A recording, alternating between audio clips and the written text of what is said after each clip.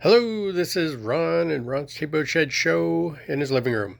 Hey, I wanted to do one more little review of a brand that you've all known. Y'all know Blessing. EK Blessing, how they started probably around 1906.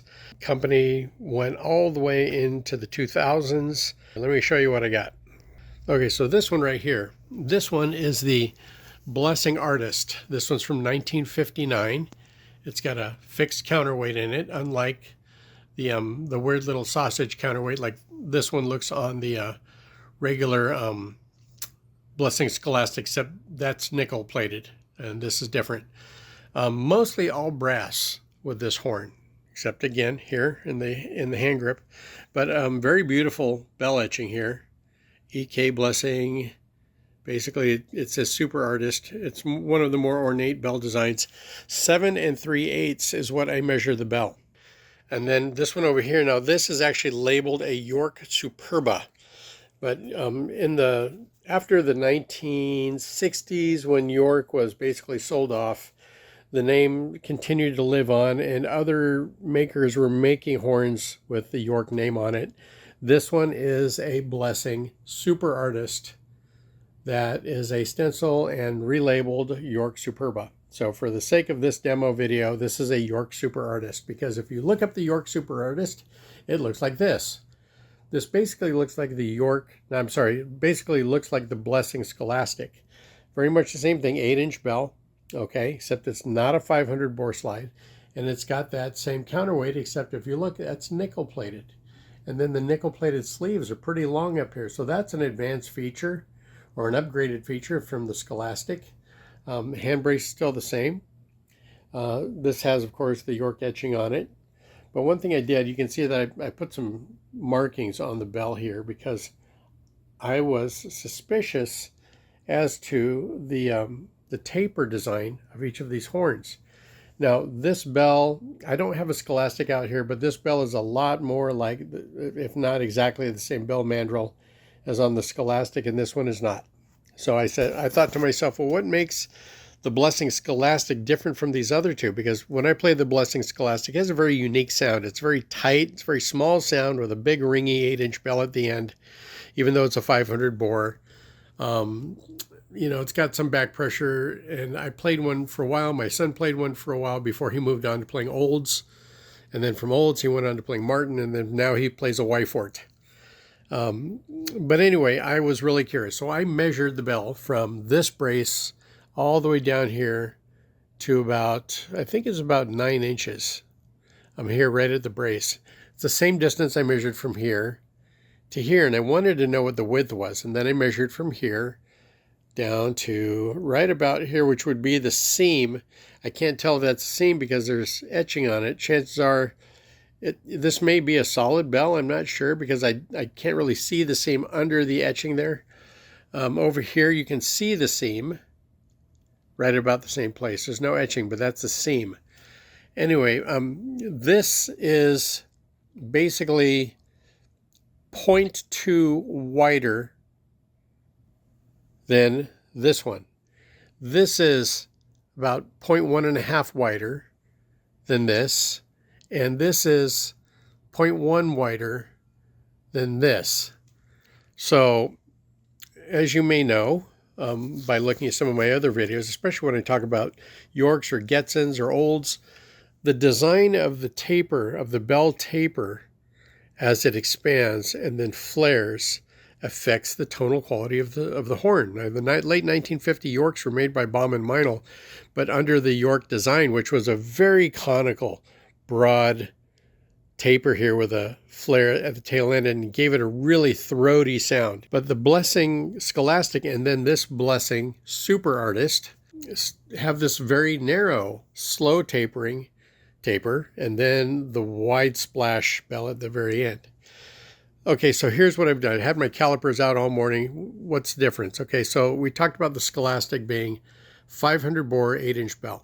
Okay, that's pretty standard for most student horns. Well, the Super Artist is a 481 bore. So this has that upper lead bore, but with a big 8-inch bell, because a lot of the horns back in the 40s and 50s were doing that 480 bore, but with only about a 7.5 to 7 3/4, maybe a 7 1/4 inch bell, if not 7. So it was a smaller bell, it was more direct.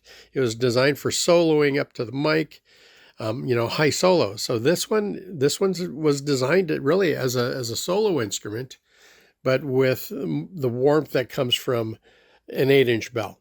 Now, what about the Artist? Well, the Artist has a broader taper, so it has a fuller sound to it. And then this is a 490 bore. This is a 481. This is a 490. So this is the super Artist, right? You can tell the Super Artist. If you can find one with this counterweight, nickel plated, that's the Super Artist. If you can find this one with the fixed round weight, that's the Artist. And then you find the one that's just all brass, that kind of looks like this, no nickel here, just all brass. That's the Scholastic. So I played each one of these horns, and you can also tell too, when you see this patterned piece here, the slide lock with that diamond pattern on it, that's Blessing. So if you ever see other horns with this same type of slide receiver with the little line across here, and then you see the diamond pattern in here, that was made by Blessing, because those are Blessing parts. And Blessing made parts for other horn makers as well. So let me do a little demo for you, a demo play on these, and so you can hear their unique tonal qualities. And I'm going to be using this mouthpiece that I acquired, and it's pretty fantastic. I mean, it's small. It's a Vincent Bach Corporation, New York, 12C, but this one's called the Clark Small. And it has a fatter feel, a bigger feel inside of it than 12C, though the rim feels like a 12C. I just need to get it replated. But if anybody knows anything about this brand, I mean, not the brand, but this model, the Clark Small, I'm really interested to know more about it. Anyway, I'm going to be playing both horns. I'll be playing the 481 and the 490 right around there, give or take, 100th of an inch. Okay, here we go. We're going to start off with the Blessing Artist, the 490 bore. That's what I measured with my calipers, was 490. So, all right, let's and I promise in the future I'm going to find some other melodies to play other than the same 5 or 6 that I've been playing all year. But for right now, we're going to do Misty. All right.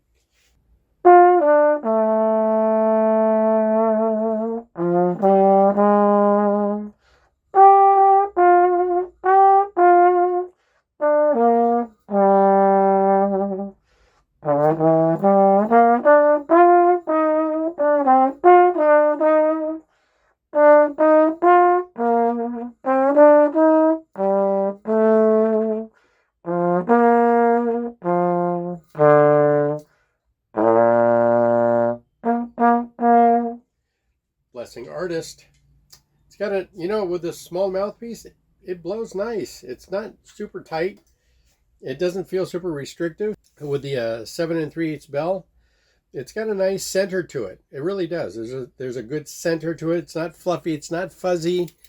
And again, one thing I might have mentioned previously in other videos is that when you use too big of a mouthpiece on too small of a bore, it's going to get really airy and kind of cottony as you get higher.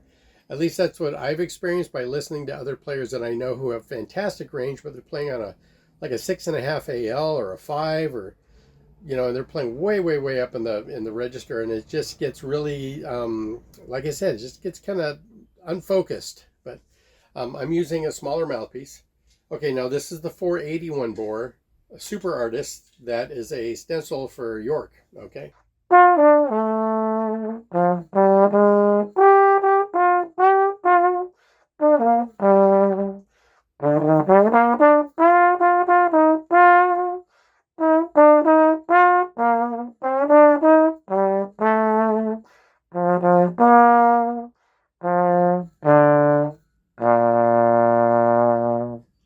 So the bigger bell really does give it that little extra metal on the end to give it a little more ring, a little more warmth. Still a really nice center on this. So if you're thinking, yeah, but it's a Blessing. Blessing made a lot of student horns for a long time, but these are the step-up horns. This isn't the Scholastic. Now I've got a very vintage, I think it's like a 1940s EK Blessing. That's about a 481, smaller bell. It's in my shed. I didn't I'm not going to get in there and dig it all out, but I just wanted to let you know that these exist. So when you're thinking Blessing, you may be reading on Reddit or Trombone Chats, like, oh, Blessing is a wannabe, brass maker all these years. Well, they were better than a wannabe brass maker. They made brass for a very long time, sold a whole lot of horns to a lot of school districts. But between these two models, the Super Artist and the Artist, these are very fine trombones. They're good. I mean, they weren't super lightweight. They were average weight. They had different bores, small, very small, 481, kind of larger, small at the 490, and then of course the Scholastic was at that 500 bore, but it had the very narrow taper on the bell with a big flare on it, which gave it a very different, unique sound. I'm guessing that they probably thought that was a good design for students because it didn't take a lot of air to produce a lot of sound, and so they weren't looking for a broad sound. They were just looking for a sound, that's going to contribute to the ensemble. And different companies had different philosophies for that. Like my two favorite vintage student horns are always going to be the Reynolds Medalist, and it's going to be the Olds Ambassador, and it's going to be the Holton Collegiate. Now there are other ones that were really good. The Martin Indiana was very good. The Bach Mercedes was very good. The Con Pan American. Those are all very fine, well-made student horns, but I'm just saying my favorites were the Reynolds Medalist and the Ambassador and the Holton Collegiate. Those are kind of my favorite vintage. Anyway, so that's it. I hope you enjoyed this little episode and these demonstrations between these two great Blessing step-up horns. And, it's some articles actually said that the Super Artist was their professional jazz model. So, 481, that's not really a student bore, and then the 490, about the same. So, all right, talk to you later.